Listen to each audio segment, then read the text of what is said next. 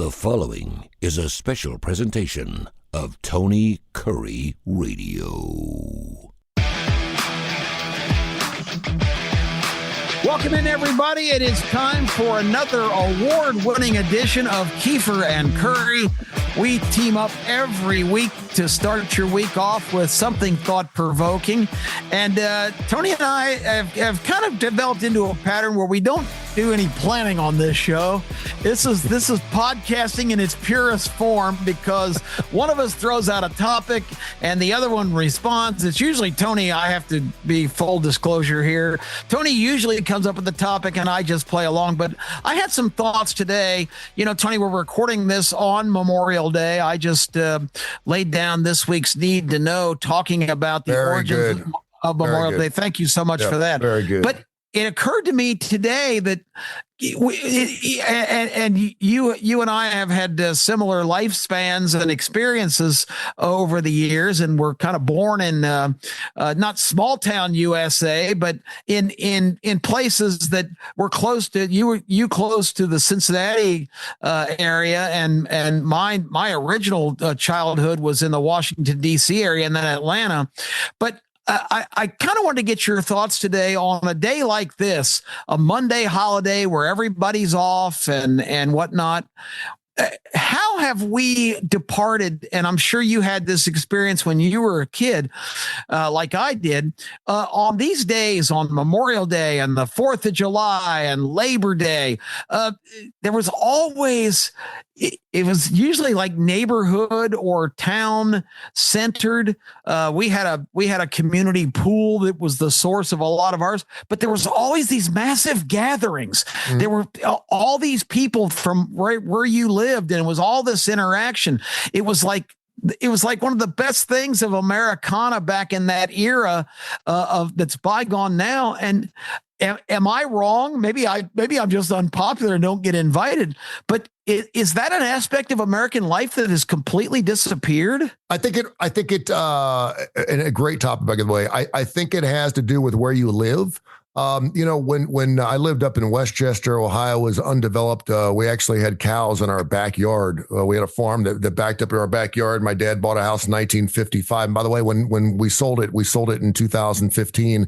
When my dad passed away, the electric and the gas, it was a gas heater electric, was still running from 1955. And they bought the house. They're like, are you going to replace the air conditioner and the heater? I'm like, no, it still works. It worked for 60 years. That's amazing. And was still running like a top. How much did he pay for that house in 1955? He paid $25,000 flat for that house, and it sold for $189 in 2015. So we all got a nice little chunk of change there. But and of course, that was a big day when you paid 30-year mortgage off. Man, you had a party, you had a celebration. I remember having we had lamb. I never forget. My dad bought a side of lamb. We celebrated a side of lamb when the mortgage was paid off, and then when when he retired, we had a big celebration as well.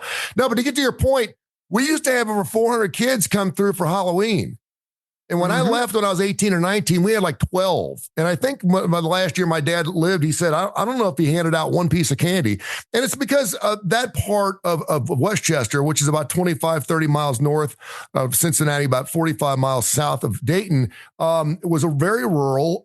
It hadn't been moved into yet. The homes were still, 3-2s, but they were really small. They were 1,500 square feet. And yet we had a family of 6, and it felt like the place was huge to me. And so everything was encapsulated in the neighborhood. That's when you knew your neighbors. I remember the Fies. I remember the Moffats. I remember the Jacksons. I remember the Bealeys. I can name every neighbor. Me too. On 3 or 4 sides of me, at least. The Duncans. I can remember all the way down to the bottom of the park.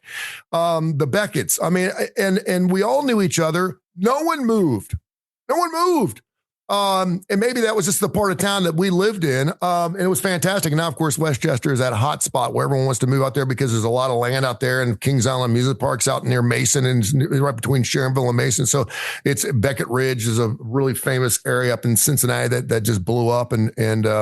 So I think more so because I'm trying to think, I don't remember doing anything special with our family. We may have had a special meal, but back then, someone would get the grill fired up and people would just start showing up.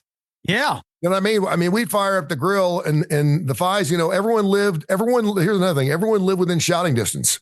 I mean, we there weren't garden homes by any stretch. We all had parcels of land. We lived on a just under an acre of land, which now seems like it's like forever. I mean, you had to have a riding lawnmower to cut grass in our neighborhood. And of course that came along and it was great. And when you bought a house, then you had land with it. It wasn't, the garden homes didn't exist.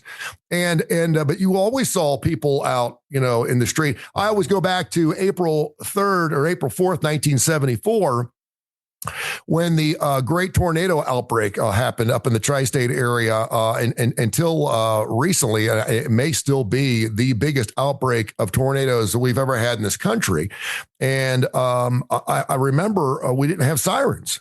And we didn't have NOAA radios. We didn't have any of those things. And of course, when the electricity's off. And so for 26, 27 hours, we were in our basement. And whenever the wind wasn't blowing or it wasn't raining, we would walk out in the middle of a street and all the neighbors would get together. It'd be 8 or 9 of us. And we'd get together and talk for a few minutes. Then as soon as it started looking bad again, we'd all run back inside and go down to our basements. We did that for 26 hours because we didn't know. I mean, the only way you could tell if a tornado was coming was by eyesight, And I remember my mom saying, you need to go upstairs and go to bed because you're going to have to go to school tomorrow. Of course, schools were canceled. Half the schools were gone.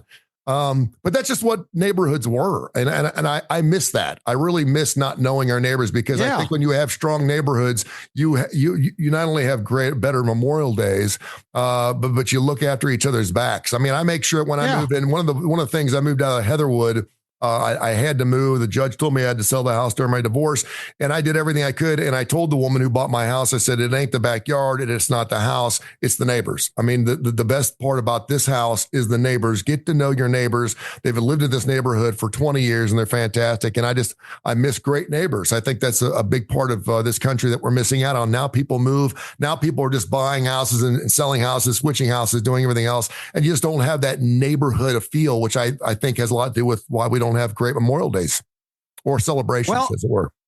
I moved it to this location out in Trussville in April of 2023. So I've just passed the 2-year mark here. Yeah. Tony, this is a massive neighborhood I live in. I do not know one soul. I have not met anyone. I have not talked to anyone. It's bizarre. I live on up a hill. There's only 6 houses on this immediate street, but right at the bottom of the hill and right behind me, there are 2 houses within sight. I mean, I can stand in my driveway and pretty much see, 9 or 10 houses, and there's a massive neighborhood here, but I don't think they do anything organized. I don't think people interact hardly at all. When we moved to Atlanta in 1968 from the Washington, D.C. suburbs, I lived in Rockville, Maryland. I sound like one of the Flintstones. We moved to Atlanta in 1968. We bought a house in like the biggest boom neighborhood called Dunwoody North, which is about 20 minutes away from downtown. But this neighborhood was so popular because that was the first big suburb that was really developed there. We had 4 of the Atlanta Braves at the time who had moved from Milwaukee, lived in the neighborhood. One of them, Dennis Menke, the shortstop, was my next door neighbor, which was the greatest thing that ever happened to a 9-year-old kid. That was just amazing. Cotton Fitzsimmons, who was the coach of the Atlanta Hawks, lived 4 houses up from us on North Peachtree Road. So everybody who was anybody lived in this neighborhood, and everybody, I mean, the community was so interacting. Everybody got along. Our family, our first house, I asked you that question because I knew it would be an amazing answer in the 50s. In 1968, moving to that exclusive neighborhood, my parents bought a 4-bedroom house with a gigantic backyard that I converted, of course, into my own personal football field. And we used that giant space to host all kinds of barbecues and parties, Halloween, 4th of July, Labor Day, Memorial Day. The entire neighborhood would come. It was a can't miss kind of deal. 4th of July was particularly funny every year. I skipped on to the next thing. When they bought that house in 1968, Tony, okay, get ready for this. In the most exclusive neighborhood in Atlanta, $57,000. Wow. Wow. I mean, that house now. Hey, back in our day, $100 of groceries will get you through 2 weeks. And if you owned you had the whole car loaded up. if you owned a 6-figure house, you were something special. $57,000 for this gigantic house right on North Peachtree Road. It's just inconceivable that the prices and things were different. But on 4th of July, all the dads they came a couple weeks before the first year we did it. I think was in 1969. They built this. They brought their shovels. They did this massive barbecue pit and had like these like fencing metal deals, and all the dads from the entire neighborhood, like at 10 o'clock on the morning of the 4th of July, they were all there. They had these massive coolers and buckets and tubs of beer, ice down. They started cooking early in the morning that day, and they had the giant paint brushes to slather on sauce all day. It was ribs and burgers and chicken. I mean, it was such a spectacle. I wish I had photos of the production this was, but I'm talking like 40 dads out there starting at 10 o'clock in the morning, and people started gathering early in the afternoon, and it was just an all-day deal up until dark. Of course, all of my friends and people from the neighborhood, we just got into impromptu wiffle ball games, or we played strikeout, which you did lawn darts. Oh, yeah. Croquet. That was a little, croquet for sure. Yep. Lawn darts were a little bit later on till my friend Joe Lipham threw one up in the air, and then he started screaming. He goes, "It went through my toe. It went completely through my toe." So we had to do some quick mash work to revive Joe Lipham. But the bottom line is, at night, after the dads have been there drinking from like 10 o'clock in the morning till dark, like 8:30 in the middle of the summer, then they would break out all the fireworks that they brought, Tony, for a drunken celebration of, and that was always, you had to be a little loose on that, because about 2 out of every 3 bottle rockets would get knocked over, and you would be sitting like on the swing set watching, go incoming, and everybody had to dive out of the way. But remember M80s? Everyone had it. Whoever had the box M80s, you could buy M80s, and for people who don't know, they look like little sticks of dynamite, and they were little sticks of dynamite. One dumbass would always put one under his shoe. I know everyone would say, "Who's going to put one under their foot?" It would blow a coat. Yeah. So stupid. I mean, they were powerful enough where, I was never a delinquent, but it seemed like a funny prank at the time. It would piss me off now if that was still being done, but you'd stick one in somebody's mailbox and run away, and it would blow it to smithereens. My brother Jeff, actually over the course of 4 years in high school, took every M80 he had and opened it up and saved the gunpowder. Oh gosh. And put it in a test tube that he got from school. Now this is 1981, 82. Had a police officer or anyone come into our basement and seen, it had to be like a paint can full of black powder. Unbelievable. That could have been, we never knew. And I was like, "What the hell is it?" He's like, "Oh, I'm gonna make the biggest damn bomb I can ever make in my life." Jeez. It had to be 1,000 M80s, and I don't know what happened to that black powder, but I'm thinking to myself, that thing will blow up. Back then it was just like, "Hey, did you see what the Currys did the other night? They blew up a bunch of black powder stuff." Let me tell you something about. So I was 18 and I was working at this radio station, WSKS, was Kiss 96 and then Rock 99 or 96 Rock up in Hamilton, Ohio. The station got sold. I was 17, 18 years old, and Randy Michaels was the GM of J-Core. It was J-Core Radio and then Clear Channel Radio. He was huge in the industry. This is the mid 80s. And I remember at 18, I was doing 10 at night till 2 in the morning. On 96 Rock, I was working 4 different jobs, working Kentucky Fried Chicken. I was going to college. I was doing all these things. And so I told him, I said, "Listen," whatever it is, I want to stay in radio. Everyone was telling me that I was going to get fired. Everyone's going to get fired because they're bringing in their own crew. In our station, we competed against a monster called WEBN, which is still around.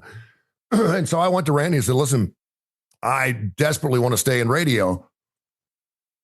I'll do whatever it takes to stay in radio." So he got me a job at WQMF in Louisville, Kentucky, with this guy named Alan Sells. And I said, "Great." So I asked my mom and dad, I said, "Can I have a little going away party?" And my mom said, sure, invite some of your friends, blah, blah, blah, blah, blah, to our house in Westchester. So Randy Michaels had gotten to know my mom and dad pretty well. They just loved my mom and dad. And we were at some gathering for WLW, which also owned 96 Rock. That was our sister station, WLW. Having known all this stuff, I could have stayed put and I probably would have found a job because I was doing pretty well at the time. Anyway, he told my mom, he said, if you make me a rhubarb pie, Jane, my mom's name was Jane. My dad's name was Dick. It was Dick and Jane. He said, how about that? Yeah, Dick and Did Jane. you have a dog named Spot? We should have. We didn't have dogs, but and Puff the cat. And he said, if you make me a rhubarb pie, I will come to the party. Oh boy! And my mom said, well, Mr. So and so, you got yourself a deal, Randy Michaels. We'll make you a rhubarb pie. So I gather, I went around school. I think I was a senior in high school, and I got together with several people, and I told some people, blah blah blah blah. Long story short. About 350 people showed up at our house. Wow. Smoking, drinking.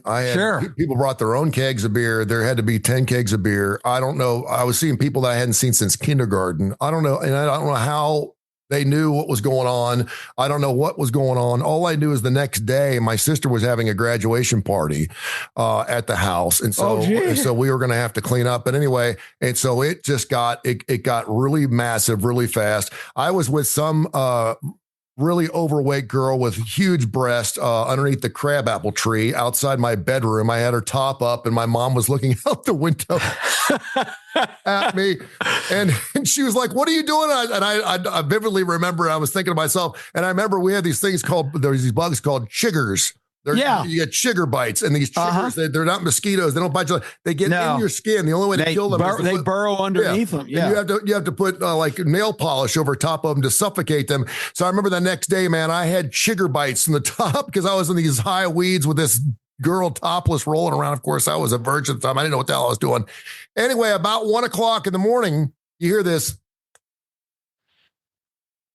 And I'm going, what the hell's going on? And there's a helicopter. Oh my gosh. It's flying around our backyard, and it's the 700 WLW flying helicopter that does our traffic during the day. It lands in our backyard at 1:15 in the morning. Randy Michaels is in it. He's in with this guy named Mad Dog, who is a huge smoker. He opens the door, and it's like Spicoli. The smoke just comes rushing out. If you're within 100 yards of this helicopter, you get high as a kite.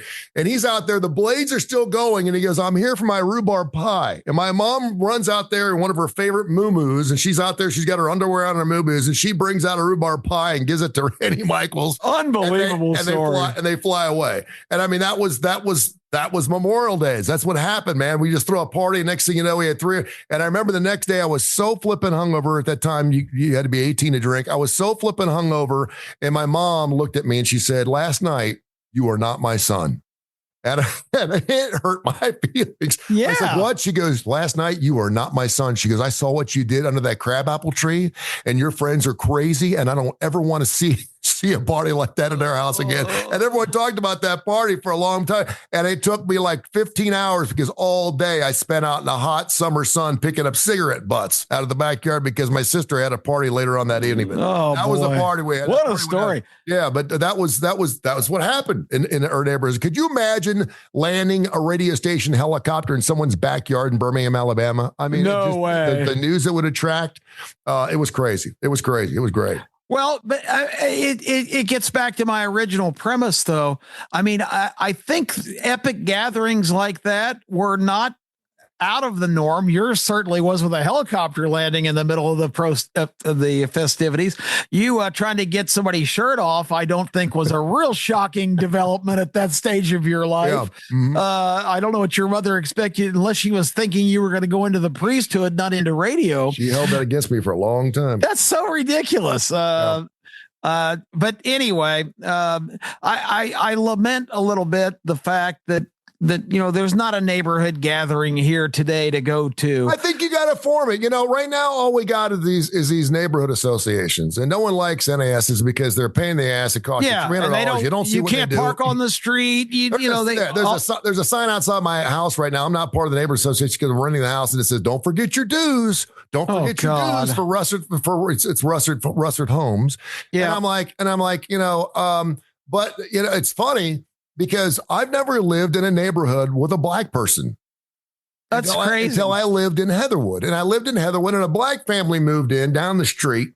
And I only know they were a black family because they used to have these barbecues. They'd have these gatherings. And they would invite all their black friends. And of course, all the white folks in our neighborhood, that would make them feel really edgy. They'd get really like, hey, the black people are having another party again on Saturday. I'm like, well, look out for the black people. And they'd call them the Jeffersons. The Jeffersons are having another throwdown.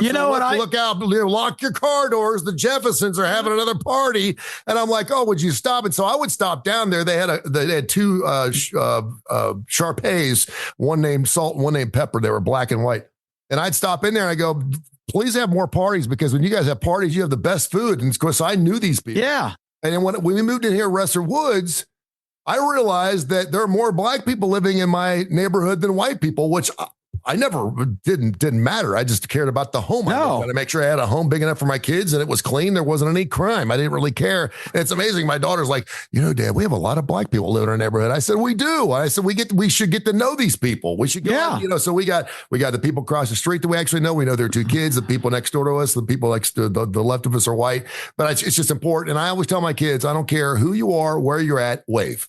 You must wave to everybody in a neighborhood. I don't care if you're driving, walking, talking, whatever it is. I want to see a hand up and I want you waving because I want people to know that the Kurres are cool. And the next time someone sees someone doing something weird around the Kurre residence, I know we're going to be looked after.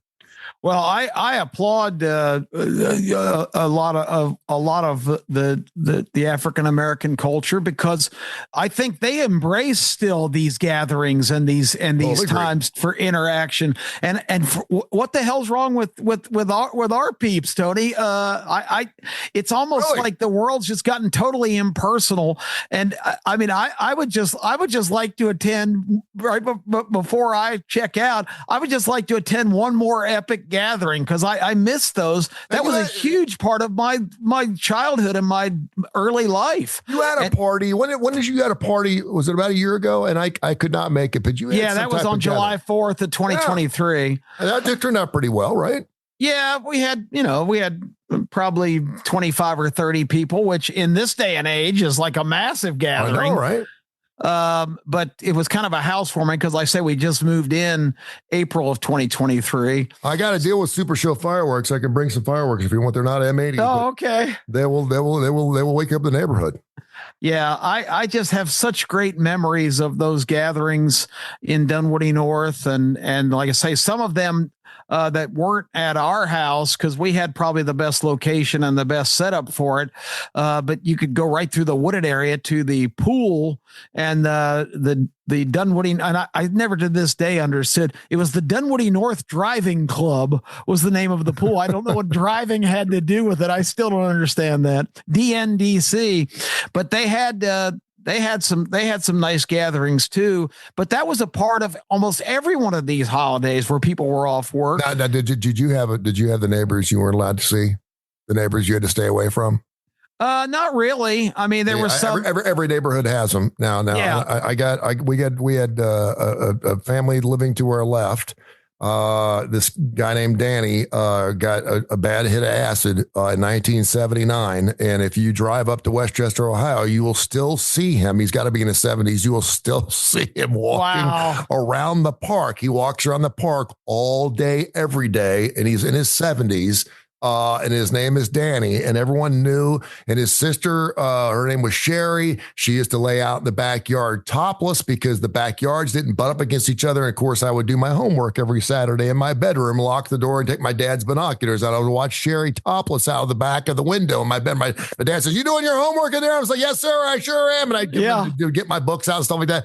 But I was always told they were the Holloways. I was always told stay away from the Holloways because Danny one time jumped out the window. His dog tried to bite him, and so he jumped out the plate glass window. But there was always those neighbors that we were always told to stay away from. Everyone had them in their neighborhood, but we still would look after them. We'd still take care of them if they needed anything.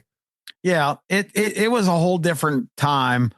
It ended for me when I was, I don't know, we moved there in 68. By the early 70s, when my elementary school was winding down, we've kind of stepped away from that kind of lifestyle because at that time my folks had reached kind of an impasse, and they actually divorced in 1972, which in 1972, Tony, that was like shocking. You didn't have family divorces. My dad had he'd been an only child. My dad was a kind of a wild guy from the standpoint of, he wanted to have, and a lot of the good part of that was he was one of the major organizers in the neighborhood responsible for all that social life. But as he got a better jobs and started to travel more, his eye got a little wayward, and he didn't cover up very well, and my mother knew it. And so the next 5 or 6 years of my life, I was mortified that my family had dissolved. And I was so embarrassed. I didn't even tell anybody. My dad travels a lot, I'm trying to think, and I hate that. I'm trying to even think if we had anybody in our neighborhood, because it was very unusual. That was, because we were really close, but I mean, I could think to myself, was anyone fooling around in our neighborhood? But I don't think it was happening. Well, there was always, and I've heard it now from my peers who, I knew all of their parents growing up, people that are still people I went to high school with and still are friends on Facebook. Somebody from that era will pass away, and I'll have somebody send me well, did you know she was fooling around with so-and-so back in the day? And no, I did not know. Don't ruin my idyllic memories of my neighborhood. So that is hilarious. We were just getting into the part where, society was changing in the 70s and into the 80s. So, people kind of intimate that a lot of these adult gatherings, there might have been some swinging things or things like that. Yeah, we may have been better off not to know. Yeah, I don't want to know any about there was a guy named Scott Moffett who was my friend. He was 3 years younger than I was. His dad was the superintendent of Westchester Schools, Lakota Schools, and he lived on the street corner. And his wife, her name was Linda. She was just a smoking hot. And I guess at the time I was maybe 14 or 15, and then Scott was maybe 8 or 9 or 10. And he would call me and say, hey, Becky Wallace is coming over to watch me today. Becky Wallace was this girl that lived on the other side. I call it the park, but it was just a circle. But Becky Wallace is coming over to watch me today. And so I would go over there, and we play wiffle ball, and we play home run derby, this, that, and the other. And then one time we were sitting there, and she's like, does anyone want to play truth or dare? And I was like, I'll play truth. I'll play truth or dare, So we keep doing the truth thing. She's like, oh, we're not going to do any daring. And so I, eat a bug or eat a worm, whatever. Yeah. Like, does not even, no one wants to see my breasts. And I was like, and again, I was like, I want to say I may have been 12. He may have been 9 because he was young enough to have a babysitter. And I was like, well, yeah, I guess. So she closed the garage door. We went in the garage door, and she lifted her top. And every time it came around to her turn, she would do a dare. And I'd go, well, you know what I want? And so I'd ask her. And so she'd always say dare. And so that garage door went up and down about 35 times. Wow. Boy, I tell you, I missed out not being raised in rural Ohio, because it sounds like there was a lot of that bearing of breasts things. We did. We did have it. Come to think of it, that was a hell of a great neighborhood. It was a great neighborhood. It really was. I mean, I had a girl down the street, and then it was. That's your third breast anecdote in one broadcast. Come to think of it, that was the place to be. Helicopters landing in the backyard. That was a hell of a great day. Thanks for bringing that up. That makes me feel good about our neighborhood we lived in. Yeah, I never moved. My Atlanta suburb was boring compared to that. That's hilarious. Well, you know what? All I could tell you to do is, and I said I'd do this at my old house. I told my daughter, I said, I need to have a get together Just go ahead and get about 100 hot dogs, 100 buns, and put some music out in the driveway and just tell everyone, put everything in a mailbox. Hey, come to my house from 1 to 4 next Saturday and we'll just get to know each other. And maybe that would be something we could do in this neighborhood. I guess it's because I'm sure there's a lot of people here that I don't know.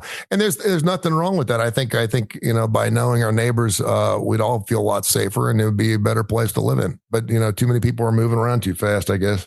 Yeah, it's just a sad thing that we've kind of gotten away from, because I think that's a big, I was talking about Memorial Day before, and that's what made me think about this. But I think that was a big part of America in yesteryear, that you did know your neighbors and you did depend on each other and you did form those relationships. And now so many relationships are just artificial because so much of it is online and it's impersonal.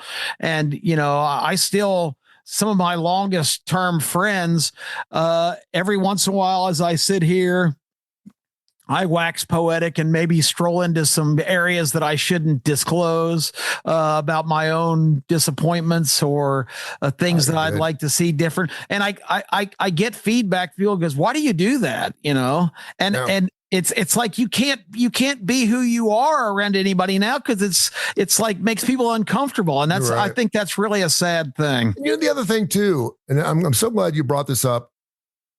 Your neighbors were your neighbors. We don't get along with everybody. No, of course not. We don't. And people are different. And thank goodness we had, the one thing that made us really close is they had the neighbors across the street had 3 kids my age. The neighbors next door had 2 kids my age. Yeah. Left stores with Sherry. She was older, but they had Danny and Mike and a couple other, but they were older, but they were friends with my brother, who was 7 years older than I was.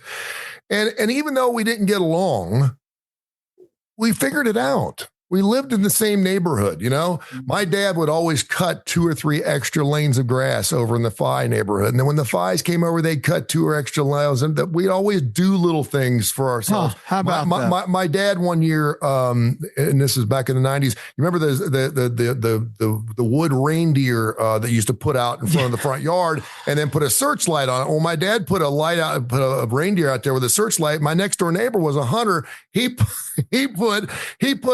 He got a cutout of a hunter with a gun, and it was shooting at my dad's deer from across the way with a light on it saying Merry Christmas. I mean, we just did things for each other like that. When my dad had a retirement party and got so drunk that he passed out on the back deck, I could go over to my next door neighbors and say, "Hey, my dad passed out again. Could you come over and help me put him in his chair?" I mean, that's the kind of neighborhoods we had. Now the other day, I ran out of gasoline and I had to make a phone call and my next door neighbor's Chris is like, "Hey, dude, anytime you need anything, man, he knows who I am and he knows who you are." He's like, "Tell Kip I said hi." And I said, "I certainly will." And he listens to our podcast all the time. And I said, "Man, anything I can do for you, but to go across the street and borrow an egg, good luck. I don't even know if you know the people to do that anymore." Yeah, well, if I hear that down here in my subterranean compound with my home theater and my studio that I'm coming to you right at this moment, if my doorbell rang right now, I would probably not go answer the door. I'd go peek out the blind and go, I would do the same thing. And I've said that I moved into a house, 839th Street South, right across from Highland Golf Course. God love this woman. And I'm so sorry, but I moved in and I was I was in all kinds of crap back then. This is the mid 90s. Yeah. She came over to my house. I'm not kidding you, at least 10 times with a pie and knocking on the door to welcome me to the neighborhood. And I would just get really quiet because I didn't want anyone to bother me. And I just was like, whoever that woman is, I apologize. She was trying to be a nice neighbor and I was just a pain in the ass. But yeah, you're right. Now when someone knocks on the door, you just figure someone's trying to sell you something. Yeah. It can't be good news. Yeah. No, it's not somebody coming to they're either going to share the miracle of their faith or try to sell you. I had some Jehovah's over here last week. Yeah, sure did. Yeah. 2 girls on a bicycle. I was like, oh my gosh. So what? Okay, what's going on? She's like, "Have you been to church today, sir?" And I was like, "Well, it is Sunday. Sure I do." And she goes, "What you have like to say?" I said, "Sure, come on over here. Unless you're a nun, we'll have a conversation." So and you probably said, "I'm Catholic," and they said, we have to leave. She said, "I'm sorry." Exactly. She said, "I'm so sorry, sir." And I said, "It's okay. We're all right." She goes, well, how entrenched are you in the Catholic religion? I said, well, I'm a lector. I read, and I almost became a priest when I was 18. She's like, that's enough for me. She walked off. Anyway. I had a real quick, one final thing. Yeah. But since you brought that faith up, I had a girl in my high school class. I think I was only in 8th or 9th grade. And she was, we had a tank farm, the big storage units for gasoline in neighboring Doraville. And one morning, like 6:00, there was these massive explosions. Somehow a couple of them just blew up and it was causing this raging inferno. But of course, that didn't prevent school from being on because it would take a nuclear weapon to do that. So we're at school and this girl named Catherine Seville, who I've never heard from since or in modern day, but she was a Jehovah's Witness, and this is just the beginning. God said the next the next scourge on earth or whatever wouldn't be a flood, it would be fire. And I'd say, and he planned it for Doraville, Georgia. I find that a little hard to believe. She goes, yep.